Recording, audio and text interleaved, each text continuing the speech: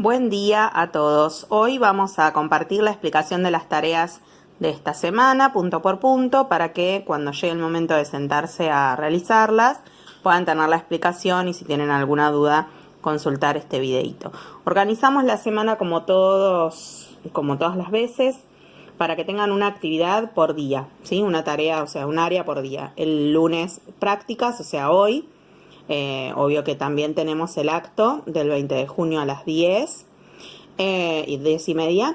El martes tenemos el Zoom con la señora Nora a las 10 de la mañana y después podrían hacer las actividades de matemática. El miércoles para que hagan las ciencias sociales, el jueves naturales y el viernes, como siempre, nos encontramos por Zoom. Bueno, una vez que veamos el acto y que participemos de él, pueden poner acá qué te pareció interesante. Una oración contando qué les gustó más o qué les resultó sorprendente o interesante de ese acto virtual, que es la primera vez que vamos a compartir algo así. Bueno, en prácticas del lenguaje hoy vamos a trabajar qué es una sílaba. Esa es nuestra pregunta esencial. Entonces la consigna dice, te invito a que formes una pirámide con las palabras utilizando el criterio que consideres mejor. Acá tenemos 4 palabras, ¿sí? Y como ven tienen 4 pisitos de esta pirámide. Entonces ustedes van a tener que pensar de qué manera ordenarían estas palabras en esta pirámide. Buscar un criterio, no sé, por cantidad de letras, por la palabra más corta, más larga, no sé, por las palabras que más les gusten, darle la importancia o el criterio de orden que a ustedes les parezca. Bien, una vez que las terminaron de organizar, está esta pregunta, ¿por qué las palabras tienen distintos tamaños? Las palabras las podemos separar por letras y por sílabas. Por ejemplo, tenemos acá la palabra casa. La separamos en sílabas ca-sa. O en letras C-A-S-A. ¿Ven? Es una palabra que tiene 2 sílabas y a su vez 4 letras. En el siguiente punto dice, a la palabra tortuga, si la separamos en sílabas, quedaría tor-tu-ga. Tortuga tiene 3 sílabas, tor-tu-ga. Mira la sopa de sílabas y forma palabras. Te podés ayudar con los dibujos. Acá tenemos una sopa de sílabas, no es de letras, porque fíjense que no hay una letrita por casillero, sino que hay sílabas, que son este grupito de letras que tiene que ver con los golpes de voz que damos al pronunciar una palabra, ¿sí? Por ejemplo, si yo digo la palabra cartuchera y la quiero separar en sílabas, tengo 3 golpes de letras. 4. Che, ra. Che, ra. ¿Sí? 4 golpes de letras. Bien, entonces lo que van a hacer es buscar palabras en esta sopa y acá tienen dibujitos que se pueden ayudar. Por ejemplo, tengo un pino, lo puedo encontrar acá, ¿sí? Entonces la vamos a encerrar. Pino. Y la vamos a escribir en este recuadro de acá, ¿sí? ¿Ok? Y así van a hacer con todas las palabras que vayan encontrando. Las marcan, si quieren pueden usar colores diferentes para que no se les mezclen después cuando haya muchas. Y las van anotando en el recuadrito del costado, ¿sí? Bien, en el siguiente punto no hay nada para hacer, sino que hay una explicación. Dice, observa las imágenes y pronuncia sus nombres. Tenemos sol, cruz, rey, 2. Notarás que estas palabras se pronuncian en un golpe de voz. ¿Ven? Sol, cruz, rey, 2. Todas tienen un solo golpe de voz. Ahora lee los nombres y pronuncialos en 2 golpes de voz. Fíjense, tenemos K, sa, P, ga. 2 golpes de voz. ¿Bien? Las palabras entonces se clasifican según estos golpes de voz, que también los podemos acompañar con palmadas, con aplausitos, ¿sí? Y tenemos, por ejemplo, sol, tiene un solo golpe de voz. Mesa, 2 golpes de voz. Ra, 3 golpes de voz. ¿Bien? Entonces esta palabra tiene una sola sílaba, mesa tiene 2 sílabas y tetera tiene 3 sílabas. Bueno, en el punto 3 dice, ordena las sílabas formando palabras. Luego escribí la cantidad de sílabas que tiene cada palabra. La primera está de ejemplo. Tenemos las sílabas tor, ven, in. La palabra correcta sería inventor, ¿sí? Podemos separarla así, inventor. Tiene 1, 2, 3 sílabas. Entonces, en el espacio rojo colocamos el número de sílabas que tiene la palabra. Acá, en el segundo ejemplo, tenemos clebicita. ¿Qué palabra será? Creo que ya se deben haber dado cuenta. La vamos a escribir en el espacio que está en negrito y en el espacio rojo vamos a poner cuántas sílabas tiene. Y así con las otras 3. En el punto 4 dice cuántas sílabas tiene la palabra mar. Entonces van a pensar y van a escribir acá cuántas sílabas tiene. Para cerrar esta tarea, tenemos una información. Dice, solo para informarnos, según el número de sílabas, las palabras pueden ser monosílabas. Son las que tienen una sílaba. Por ejemplo, sal. Acá hay un error porque la palabra uno no tiene una sola sílaba, sino que se separa uno, ¿sí? Entonces la vamos a tachar. Porque esta no va. Tiene un error la información. En el segundo dice bisílabas. Son las que tienen 2 sílabas. Por ejemplo, mono, arco. Las trisílabas son las que tienen 3 sílabas. Mañana, pantalla. Y por último, se llaman polisílabas a todas aquellas palabras que tengan 4 o más sílabas. Es decir, las palabras largas. Fíjense, por ejemplo, televisión, arco iris. ¿Bien? Tienen 4 sílabas. ¿Se les ocurre alguna palabra que tenga más de 4 sílabas? Si se les ocurre, la pueden escribir acá abajo. Bien. Ahora, para finalizar, tenemos una actividad integradora que dice, ¿cuántas sílabas tiene tu nombre? Escribilo, separa las sílabas, coloca cuántas son y clasifícala. Entonces, por ejemplo, nosotras hicimos con nuestros nombres, Licia y Daniela. Fíjense, el nombre Licia tiene Licia, 2 sílabas, por lo tanto, como decía en el cuadrito que tenemos acá arriba, si tiene 2 sílabas se llama bisílaba, ¿sí? En el caso de mi nombre, Daniela, se separa Daniela. Quiere decir que tiene 3 sílabas. Si nos fijamos en el cuadrito, las palabras que tienen 3 sílabas se llaman trisílabas, ¿sí? Así que también lo escribí. Ahora acá abajo, en el recuadro que está al final, ustedes van a escribir su nombre, separarlo en sílabas, poner cuántas sílabas tiene y clasificarlo según el cuadrito que tenemos acá arriba. Bueno, para el martes tenemos la actividad de matemática. Esta actividad la pueden hacer después del Zoom que tenemos con la señora Nora, ¿sí? La pregunta esencial dice qué serán las restas equivalentes. No la vamos a contestar acá porque vamos a realizar la actividad que está debajo. Pero antes de empezar, dice algo con respecto a la cadena familiar de fortalezas. Pensá y escribí 2 valores que tengan como familia y sumá eslabones a tu cadena. La idea es que escriban en 2 papelitos largos 2 valores que tengan ustedes como familia, lo van a enrollar y pegar a continuación de los que ya teníamos de la semana pasada, ¿sí? La idea es que cada semana vamos a ir sumando cosas positivas que tengan que ver con nuestra familia para hacer cada vez nuestra cadena más larga. Bueno, entonces en la actividad dice, responde la pregunta esencial realizando una lluvia de ideas utilizando la llave de conexión. Acuérdense que la llave de conexión es la que nos ayuda a pensar. Yo las tengo acá, las llaves. Acá tenemos la de conexión. Nos ayuda a pensar.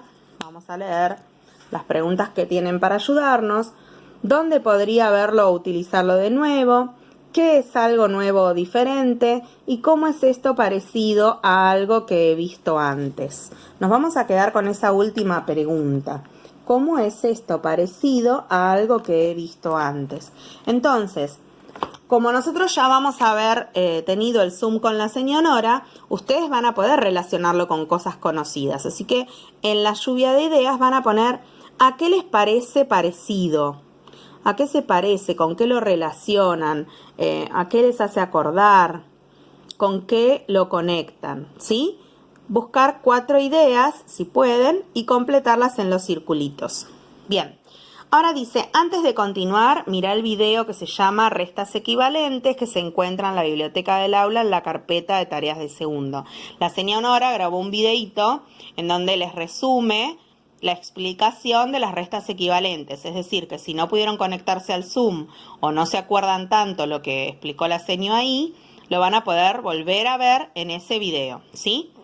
Dice, en ese video la señora Nora te explica qué son y cómo realizamos restas equivalentes, lo que les acabo de decir. En el Zoom del martes trabajaremos con Nora estas restas para poder practicarlas y sacarnos las dudas. Por eso es importante que para este encuentro tengas visto el video previamente. Si pueden, les recomiendo que vean ese video antes de conectarse al Zoom. Entonces ya van a tener una noción previa de cómo se hace, así cuando Nora lo explica o lo practicamos, ustedes ya van a tener una idea de cómo era que se hace, ¿sí? Así que lo buscan en la biblioteca del aula. Bueno, una vez que terminamos el Zoom y que ya vieron el videíto, van a poder realizar estas 4 restas equivalentes. En la primera tienen que sumar 1, en la segunda sumar 2, en la tercera sumar 3 y en la última no dice nada, porque la idea es que ustedes piensen o inventen qué numerito quieren poner acá y que armen la resta equivalente, ¿sí? Esto ahora a lo mejor no van a saber cómo se hace, pero después de ver el video y de haber participado del Zoom, van a ver que es bastante fácil. Después de esto hay tareitas para repasar, cosas que ya saben y que van a ver que las van a hacer enseguida. Esta es para trabajar la decena exacta siguiente. Ven que dice cuánto le falta para llegar a la decena exacta siguiente. Entonces pensamos, de 228, ¿cuánto le falta para llegar a 230? Le tengo que sumar 2. Entonces pongo el numerito ahí. Acá tengo 375. ¿Cuánto le falta para llegar a 280? Me fijo qué número le tengo que sumar. Y así con todos los ejemplos, ¿sí? Termina acá, en el H. Ahora en el punto 2 dice coloca la decena exacta siguiente. Si yo tengo el 158, ¿cuál es la decena más próxima que está? Sería 160, ¿sí? Entonces lo escribimos y así vamos completando el resto de los ejemplos. Bien, para terminar tenemos una actividad integradora. Dice, plantea el cálculo combinado que resuelve el problema. Resolve el cálculo usando la familia de productos y las cuentas necesarias. Coloca la decena exacta siguiente al resultado final. Tenemos este problema. Dice, Juan compró una tableta de chocolate de 16 bloquecitos. Le regaló a Lucía un cuarto de la tableta y él se comió 5 pedazos. ¿Cuánto comieron entre los dos? Lo primero que vamos a hacer es buscar, como siempre, los datos que tenemos en este problema. Entonces, yo sé que Juan compró una tableta de chocolate de 16 bloquecitos. Esa es la información que tengo. También sé que le regaló a Lucía un cuarto de esa tableta. Y él se comió 5 pedazos. Entonces tengo que tratar de plantear el problema. Yo sé que el bloquecito de chocolate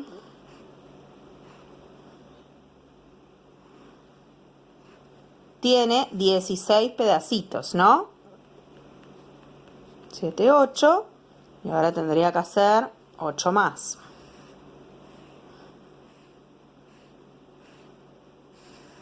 ¿Sí? Tengo 16 pedacitos. Yo sé que a Lucía le regaló un cuarto de estos 16. Entonces voy a tener que calcular un cuarto. ¿Cuánto es un cuarto de 16? ¿Sí? Y además yo sé que él se comió 5 pedacitos.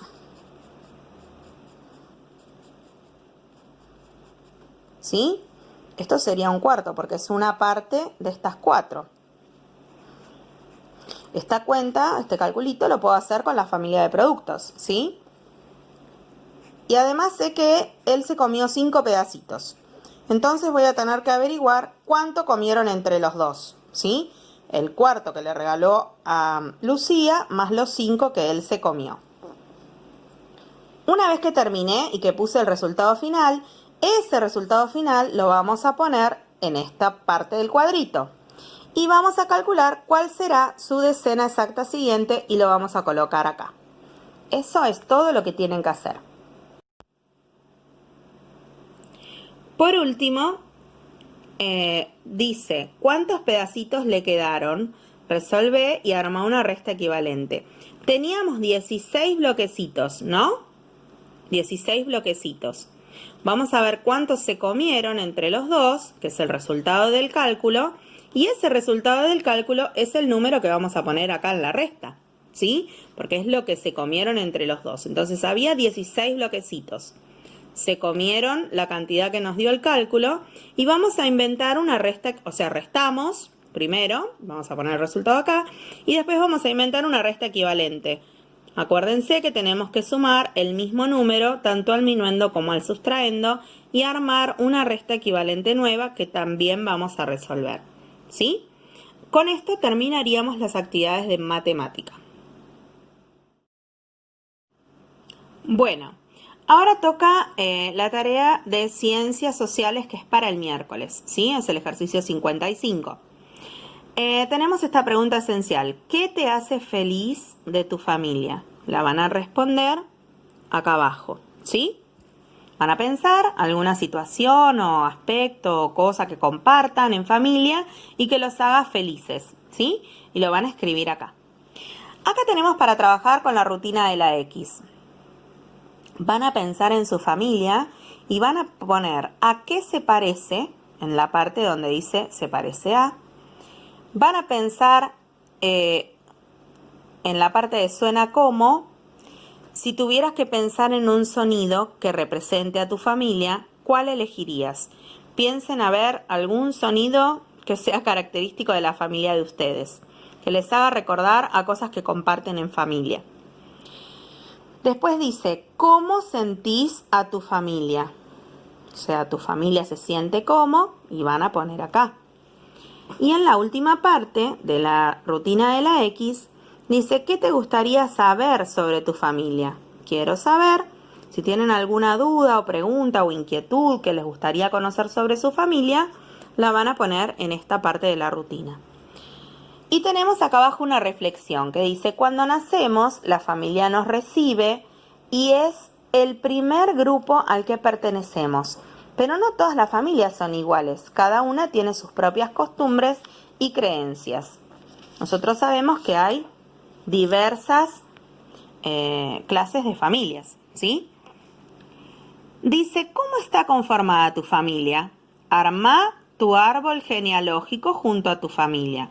En una hoja aparte vas a armar el árbol genealógico. ¿Se acuerdan lo que es un árbol genealógico?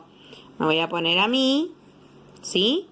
Y voy a pensar quiénes son mis papás,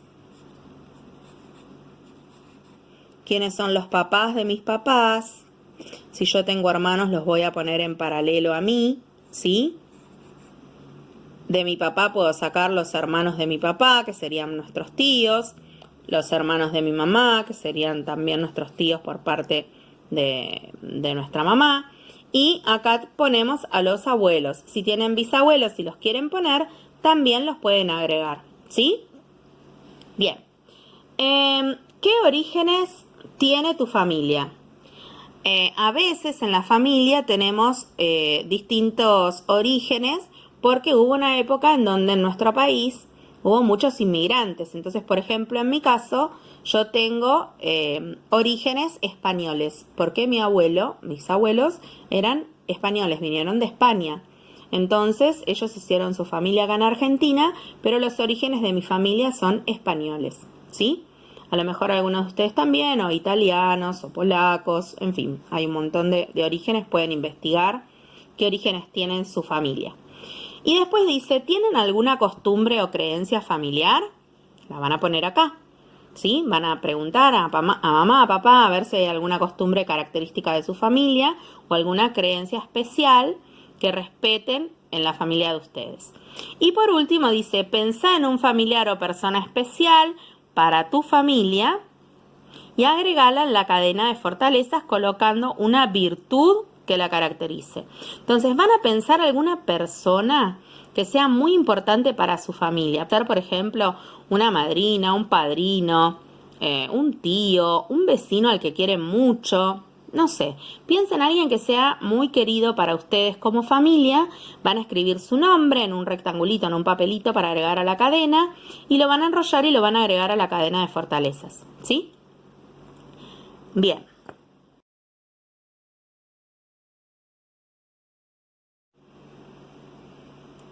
Bueno, entonces, hoy vamos a ver qué actividades tenemos para hacer en ciencias naturales. Tenemos para realizarla el jueves, es el ejercicio 56, y vamos a partir de esta pregunta esencial que dice, ¿todos los objetos dejan pasar la luz? Usamos la llave de pensamiento de reflexión para responder la pregunta esencial. Puedes usar ejemplos para explicar tu hipótesis. La llave de pensamiento de reflexión es esta, la naranja, y tenemos la pregunta que nos ayuda a pensar, que es ¿cómo sabes? ¿Cómo sabes vos si todos los objetos dejan pasar la luz? Entonces vamos a plantear una hipótesis. Cuando hicimos lo de las semillas, yo les conté que los científicos, a la hora de investigar o de comprobar alguna teoría, lo primero que hacen es plantear una hipótesis, es decir, ¿qué les parece que va a pasar? Según lo que saben, lo que conocen, ¿qué creen que va a pasar? Así que ustedes van a pensar, yo creo que... Y ahí van a escribir su idea, su hipótesis, si todos los objetos dejan pasar la luz. Bueno, entonces van a poner acá en la hipótesis, si creen que todos los objetos dejan pasar la luz, van a decir que sí y dar algunos ejemplos o explicar cómo. Y si creen que no, van a decir que no y dar ejemplos de los casos en los que puede traspasar la luz o en los que no. Bien, una vez que plantean la hipótesis, los científicos se ponen a comprobar si esto que se plantean es así o no. Y para eso realizan experimentos y experiencias. Nosotros en este caso vamos a hacer una experiencia para la que van a necesitar estos materiales. Una linterna, un juguete plástico, papel de calcar, un cuaderno, un folio, un rectángulo de cartulina que puede ser de cualquier color y el vidrio de un portarretrato. Entonces van a buscar un lugar oscuro en casa y con la linterna van a ir iluminando uno por uno los objetos de la lista para tratar de clasificarlos en este cuadrito que está acá abajo. Van a poner el objeto, lo van a alumbrar con la linterna y se van a fijar si la luz de la linterna traspasa el objeto o no.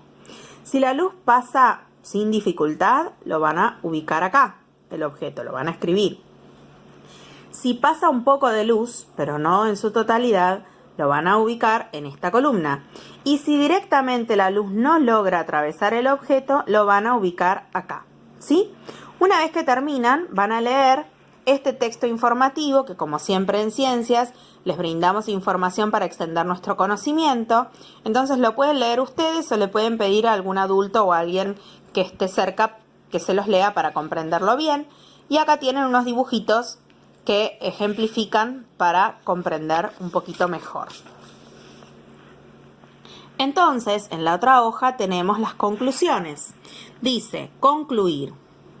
Entonces descubrimos que, según la cantidad de luz que atraviese un cuerpo, podemos clasificar los cuerpos en transparentes, translúcidos u opacos, ¿sí?